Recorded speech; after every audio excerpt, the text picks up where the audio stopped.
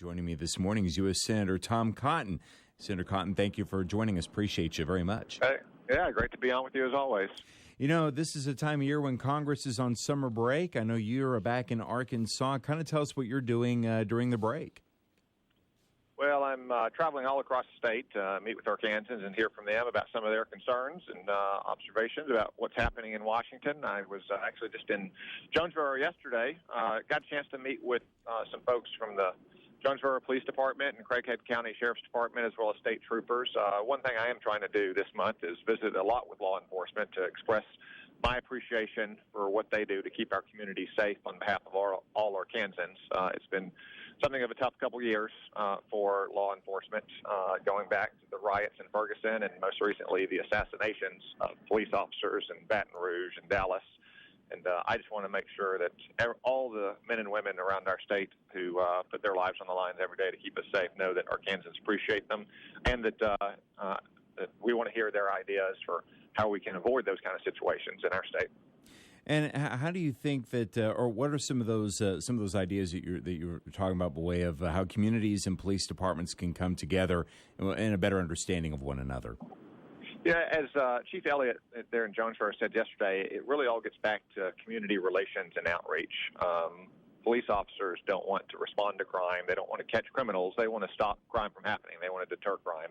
They do that by having a constant, regular presence in the community to deter the criminal element, but also to reassure and gain the support of the vast majority of law-abiding Arkansans who are going to help provide them tips or help smooth the waters in moments of tension. I think it's also important that elected leaders, in moments of tension, when there's been a police-involved use of force, don't jump to conclusions, don't fan the flames of division, certainly don't fan the flames of racial division, but rather allow independent and neutral fact-finding inquiries to proceed before we determine what actually happened. We've seen this on multiple occasions. You know, the riots in Ferguson resulted from a shooting that the Obama Department of Justice ultimately concluded was warranted under the facts. The riots in Baltimore, led to the arrest of 6 police officers, but 4 of those police officers have been exonerated by an African-American judge, no less. So it's important for political leaders not to jump to conclusions in the immediate aftermath of a police-involved use of force and allow the process of fact-finding to proceed in a dispassionate, calm, neutral way. You know, some people say that they do have legitimate concerns with law enforcement and with police. And how do you think the Justice Department in the future should handle some of those concerns that they have, that some people do have about police force? Well, every officer with whom I've met over the course of this month has shared the view I had when I was in the Army, and that almost all my soldiers had as well. If an officer does the wrong thing, if he violates department policy and practice, certainly if he violates the law, they want that person held accountable because they want to uphold good order and discipline and the integrity of their unit. That was no different in the Army when my soldiers did something wrong. But what they don't want is a politician jumping to a conclusion about a police-involved use of force before all the facts are known. And it's important that political leaders at every level, from mayors all the way up to the president, don't do so. And unfortunately, Barack Obama, from the very beginning of his tenure, has had a tendency to jump to conclusions anytime there's a prominent police-involved use of force. U.S. Senator Tom Cotton joining us here on KASU. One of the things I was going to ask you about, I know you said you were in Jonesboro yesterday. You met with some community leaders and some business owners, and one of the things I know that you talked about, and Rick Crawford also has been talking to people about, is making sure that the workforce has people that can go in and fill those jobs, and making sure that the skills are there. I know you all kind of talked a little bit about that yesterday. Can you talk a little bit about that in a roundtable discussion that happened yesterday in Jonesboro, please? Yeah. Well, Jonesboro has experienced tremendous growth in recent years. They've attracted many new employers. Partly that's due to the favorable location and the infrastructure that you have around Jonesboro. But in the end, human capital is more important than physical capital or financial capital. And Jonesboro has a good workforce that attracts employers. But we want to make sure that the schools in and around Northeast Arkansas have the maximum flexibility to produce good citizens and good workers who are suited for your local economy. What the skills that may be needed in Northeast Arkansas may be not what's needed in, say, South Arkansas, or certainly what's needed in Montana or Maine. So what we need to do is to free up our schools decisions that's right for them when it comes to curriculum and degree programs and so forth. Congress took a big step in that direction a few months ago in repealing No Child Left Behind and passing the Every Student Succeeds Act, which prevents the Department of Education in Washington from acting as a national school board. We need to do something similar at the post-secondary level. So community colleges, ASU, graduate degree programs can take into account local economic needs when they tailor their curriculum and their degree programs. What role do you think the federal government should play in addressing workforce development? Well, there are a lot of workforce development programs in the federal government. Some of those perform better than others. What we need to do is consolidate more of them. There's been an effort to do that in the past. I think we can do more of that so the dollars are being spent more efficiently. Fewer administrators and bureaucrats in Washington, more training in places like Arkansas.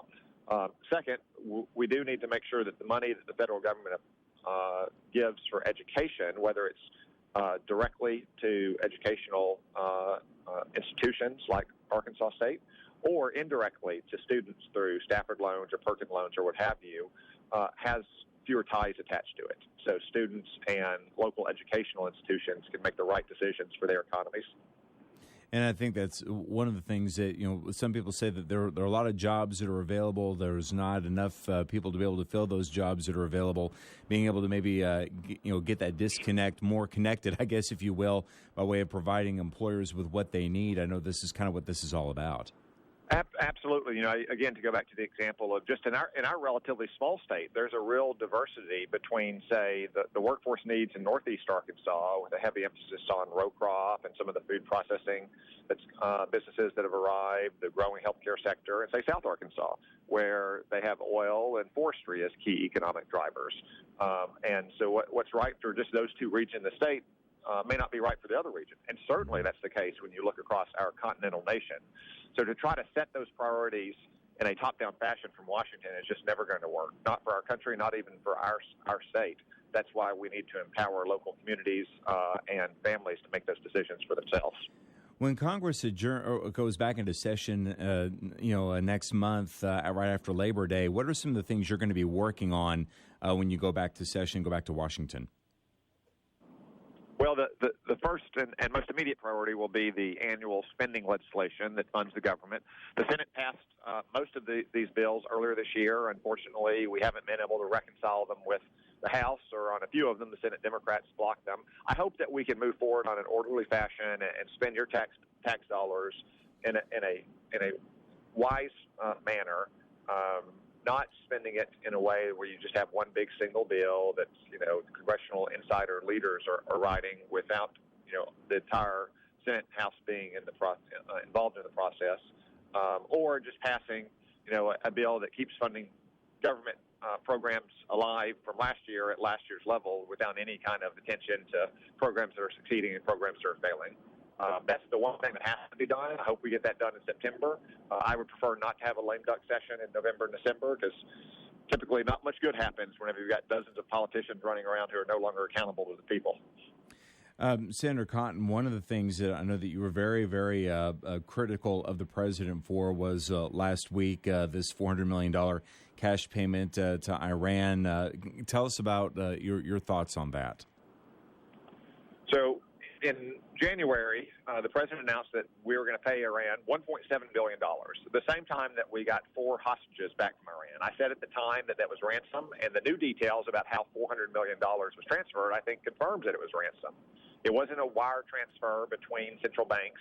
It was cold, hard cash, stacked on a pallet and wrapped in cellophane and flown in an unmarked aircraft into Iran. In fact, one of the hostages said he waited on the tarmac until another plane landed, and they were told they wouldn't be allowed to leave until that plane landed. I don't see how any reasonable person could look at those facts and say it was anything other than ransom. I know President Obama says it's not ransom, but it doesn't matter what he says. It matters what the Ayatollahs, and for that matter, every other dictator and terrorist and criminal gang around the world thinks. And they see those facts, and they think that that is clearly a ransom. And as I predicted at the time, Iran has taken more Americans hostage precisely because they know that there is a price on the head of American hostages. There are some defenders of the administration who say that that payment was actually part of the settlement to resolve a decades-old dispute over a failed arms deal with Iran. What do you think about that? I fundamentally reject that argument. First, that money came from the Shah of Iran, an American ally. Why would we return that money to the Ayatollahs, the world's worst state sponsor of terrorism?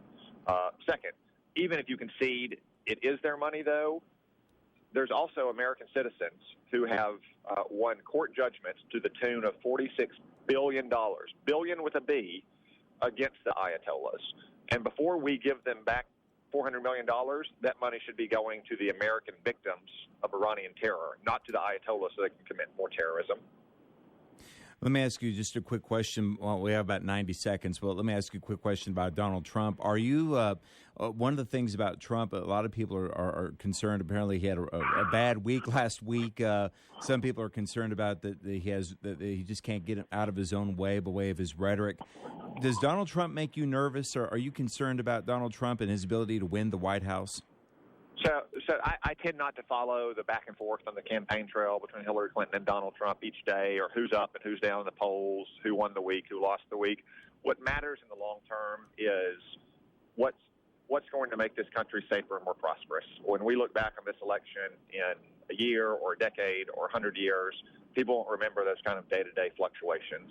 They will remember what happened to make this country safer and more prosperous. And I am confident that if the American people entrust Republicans in the White House and the Congress, that we will keep this country safe and strong in the world, we will keep our streets safe, and that we will get Americans back to work with more jobs that are paying better wages.